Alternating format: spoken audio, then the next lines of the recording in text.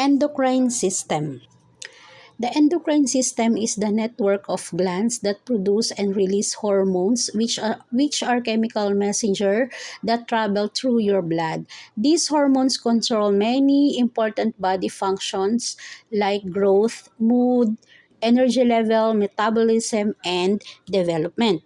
Ibig sabihin, ang ating endocrine system, ito yung sistema ng ating katawan na responsible po sa growth natin, sa paglaki at siya yung nagko-control din sa pag-regulate ng dugo sa ating katawan. Siya din yung responsible sa ating mga mood, kung tayo ay malungkot, masaya, na-upset, ganyan, at also sa ating energy level and at the same time sa ating metabolism or yung pagsunog or pag-process ng food sa ating katawan.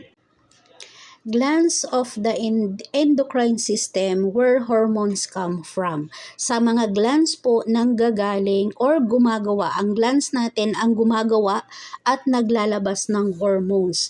Isa-isahin natin yung mga glands na yan which is responsible in producing hormones in our endocrine system. First is the pituitary gland. This gland called the master or the boss of all in our endocrine system. Bakit siya tinawag na boss or master? Because siya po yung nagko-control ng lahat ng glands. Okay, lahat ng glands na i-discuss natin, siya yung master, siya yung sinusunod, siya yung nagko-control sa lahat ng yon. Kaya siya master of the gland.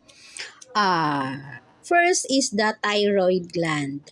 Thyroid gland is regulating metabolism. Si thyroid gland, siya yung nagko-control ng ating metabolism or yung nagpa-process pagsunog or pagtunaw ng pagkain na kinakain po natin. Siya yung responsible po doon, the thyroid gland. Adrenal glands, responding stress.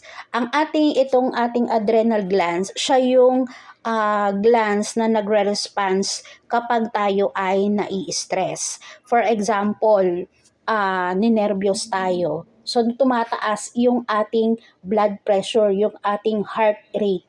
Tumataas during our stress. And also, our adrenal gland help control salt and our blood pressure. Kaya kapag tayo ay ninenervyos, yung ating adrenal gland ay po nagko-control ng ating blood pressure. Kapag hindi niya na yan nako-control, tumataas yung ating blood pressure, nagkukos ng high blood. Kaya ingat kapag tayo ay nai-stress.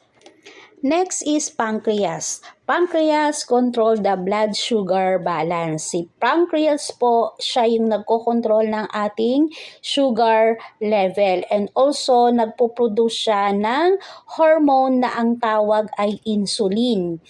So, ang insulin po, ito yung nagko-control ng sugar level ng ating katawan. So, si pancreas po ang responsible po doon.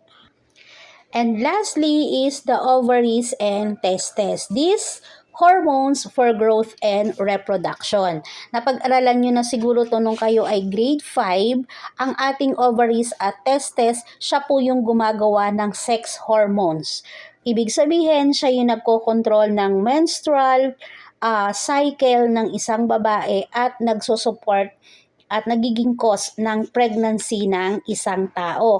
And also, siya din yung responsible sa changes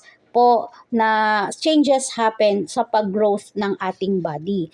Again, ovaries and testes is responsible in pregnancy and also control menstrual changes for the woman and support pregnancy.